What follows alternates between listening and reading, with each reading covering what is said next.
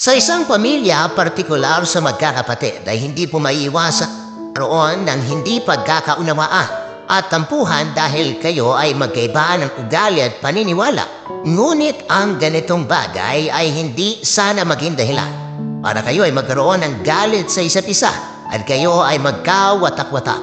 Bagkus ito ay maging daan para mas tumibay ang inyong pagmamahalan bilang magkakapamilya. Importante rin ang paghingi ng tawad, lalo na kung alam mo sa iyong sarili na ikaw ay may kasalanan.